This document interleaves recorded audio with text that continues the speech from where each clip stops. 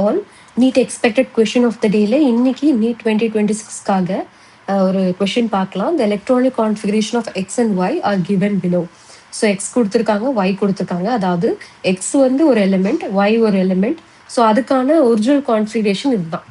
So இப்போ இவங்க ரெண்டு பேரும் சேர்ந்து ஒரு ஒரு காம்பவுண்டை ஃபார்ம் பண்ண போறாங்க. அதோட மாலிகுலர் ஃபார்முலா என்ன அண்ட் என்ன டைப் ஆஃப் பாண்ட் அது அப்படிங்கிறத கண்டுபிடிக்கணும். ஸோ இதான் question. Which of the following is the correct molecular formula and type of bond formed between X and Y? Okay, உங்களுக்கு ஒரு 4 ஆப்ஷன்ஸ் கொடுத்துருக்காங்க. ஸோ இதில் ஹிண்ட் என்ன அப்படின்னா, நீங்கள் என்ன பார்க்கணும் அப்படின்னா ஆக்டெட் ரூல் ஒபே ஆகுதான்னு பார்க்கணும். இது எக்ஸ் அண்ட் ஒய் தனித்தனியாக ஆக்டெட் ரூலை ஒபே ஆகுதா அப்படின்றத பார்க்கணும். நீங்கள் ரெண்டு மெத்தடில் இந்த கொஷின் வந்து அப்ரோச் பண்ணலாம். ஒன்று வந்து நீங்கள் ஆப்ஷன்ஸ்லேருந்து ஆன்சர் கண்டுபிடிக்கலாம். அப்படி இல்லைன்னா நீங்கள் கான்ஃபிகரேஷன் பாருங்களேன். ஸோ ஃபர்ஸ்ட் ஒன்னோட கான்ஃபிகரேஷன், எக்ஸோட கான்ஃபிகரேஷன் வந்துட்டு டோட்டலாக வேலன்ஸ் எலக்ட்ரான்ஸை பார்க்கணும். வேலன்ஸ் எலக்ட்ரான் என்ன? அவுட்டர் மோஸ்ட் ஷெல் எலக்ட்ரான்ஸ் தான் வேலன்ஸ் எலக்ட்ரான்ஸ். ஓகேவா? Outermost shell electrons.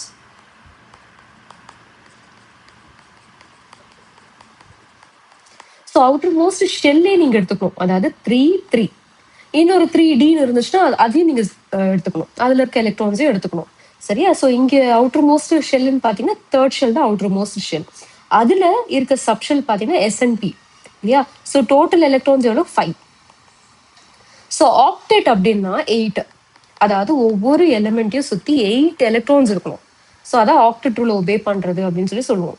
So இங்கே 5 எலக்ட்ரான்ஸ் இருக்கா? செகண்ட் ஒன் பாருங்க, 5 + 2 7 எலக்ட்ரான்ஸ். ஸோ இவங்க ஆக்டேட்டை ரீச் பண்ணுறதுக்கு எவ்வளோ எலக்ட்ரான்ஸ் தேவை?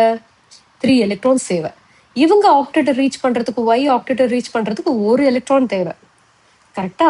ஸோ இவங்க ரெண்டு பேரும் கம்பைன் ஆகுறது எப்படி கம்பைன் ஆகணும் அப்படின்னா, இப்போ எக்ஸுக்கு எத்தனை எலக்ட்ரான்ஸ் தேவை? 3 எலக்ட்ரான் தேவை. ஓகே, நான் இப்படி போடுறேன் பாருங்க, Y3. ஸோ இப்படி நான் போட்டேன்னா XY3 அப்படிங்கிறத நான் போடுறேன். ஏன்னா எக்ஸுக்கு வந்து 3 எலக்ட்ரான் தேவை. ஸோ அதனால ஒய் வந்து நான் 3 தடவை எடுத்துக்கிறேன். சரிங்களா? ஒய்க்கு வந்துட்டு எவ்வளோ எலக்ட்ரான் தேவை? எக்ஸ் கிட்ட இருந்து ஒரே ஒரு எலக்ட்ரான் தான் தேவை. 3 ஒய் இருக்கு. ஸோ 3 ஒய்யுமே சேர்த்து 3 எலக்ட்ரான்ஸ் வந்துட்டு ஒவ்வொரு ஒய்யுமே எடுத்துக்கும். உங்களுக்கு புரியலன்னா நான் இப்படி வரைகிறேன் பாருங்க. எக்ஸை சுற்றி 3 ஒய் போட்டுக்கிறேன். ஸோ இப்படி போட்டேன்னா ஆல்ரெடி என்ன கொஷன்ல இருக்கு, என்ன கொடுத்துருக்காங்க? எலக்ட்ரானிக் கான்ஃபிகரேஷன் 5 எலக்ட்ரான்ஸ் கொடுத்துருக்காங்க இல்லையா? 5 எலக்ட்ரான்ஸ். ஸோ இங்க ஒவ்வொரு பாண்ட்லயுமே எத்தனை எலக்ட்ரான் இருக்கும்? 2 எலக்ட்ரான்ஸ் இருக்கும். ஈச் ஆட்டம் வந்து ஒரு எலக்ட்ரான் ஷேர் பண்ணியிருப்பாங்க. ஸோ 6, 7, 8. ஸோ எக்ஸுக்கு பாருங்க 8 வந்துருச்சு இல்லையா? ஒய்க்கு தனித்தனியா பாருங்க, ஆல்ரெடி 7 இருக்கு. ஸோ இந்த பாண்ட்ல ஒரு எலக்ட்ரான் இருக்கும், 8. ஸோ ஒவ்வொரு எலிமெண்ட்டும் என்ன பண்ணிடுச்சுங்க? எக்ஸுமே சரி ஒய்யுமே சரி என்ன பண்ணிடுச்சு? ஆக்டேட்டை ரீச் ஆயிடுச்சு.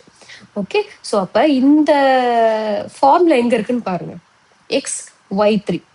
ஸோ அதில் வந்து கோவேலண்ட் பாண்ட் கொடுத்துருக்காங்க. இதை கண்டுபிடிச்சாலே போதும். ஏன்னா பாருங்க எல்லாமே டிஃப்ரெண்ட்டாக இருக்குது, ஃபார்முலா எல்லாமே டிஃப்ரெண்ட்டாக இருக்குது. ஸோ இதை நீங்கள் கண்டுபிடிச்சிங்கனாலே ஆப்ஷன் டி தான் கரெக்டான ஆன்சர் அப்படிங்கிறது தெரிஞ்சிடும். ஸோ இதுக்கு ஆப்ஷன் டி தான் கரெக்டான ஆன்சர். அப்படி இல்லைன்னா நீங்கள் ஒவ்வொரு இதுவுமே செக் பண்ணணும். இப்போ X2 அப்படின்னா எக்ஸு ஒய் இப்படி நீங்கள் செக் பண்ணி பார்க்கணும். இல்லைன்னா X3 வரைஞ்சிட்டு செக் பண்ணி பார்க்கணும். ஸோ அது வந்துட்டு ரொம்ப டைம் கன்சியூமிங். ஸோ ஈஸியாக இந்த மாதிரி கொஸ்டினுக்கு ஆன்சர் பண்ணோம் அப்படின்னா எக்ஸோட கான்ஃபிகரேஷன், ஒய்யோட கான்ஃபிகரேஷன் அண்ட் ஆக்டேட்டை ரீச் பண்ணுறதுக்கு அவங்க எவ்வளோ எலக்ட்ரான்ஸ், ஏன்னா பார்த்தோன்னே உங்களுக்கு தெரியுது Pல முடியுது. அப்போ P பிளாக் எலிமெண்ட்ஸ் தான் இது இல்லையா? ஸோ அப்போ ஆக்டேட் P பிளாக் எலிமெண்ட்ஸ் இது எல்லாமே என்ன பண்ணும் அப்படின்னா கோவேலண்ட் பாண்ட் ஈஸியாக ஃபார்ம் பண்ணும் and they try to obey octet rule. So அதை நீங்கள் செக் பண்ணிங்கனாலே உங்களுக்கு ஈஸியாக இந்த மாதிரி கொஷனில் ஆன்சர் கண்டுபிடிச்சிடலாம். பாருங்க, இது பார்க்க இந்த கொஷின் வந்து கஷ்டமாக தெரியும். பட் இந்த மாதிரி கொஷினோட கான்செப்ட் என்ன, பிஹைண்ட் கான்செப்ட் என்ன அப்படின்றத தெரிஞ்சுக்கிட்டீங்கன்னா ஈஸியாக இருக்கும் இந்த கொஷின்ஸ்லாம் சால்வ் பண்ணுறதுக்கு. ஓகே, இந்த கொஷின் உங்களுக்கு பிடிச்சிருக்கும்னு நினைக்கிறேன். பிடிச்சிருந்தா ஒரு லைக் பண்ணுங்க.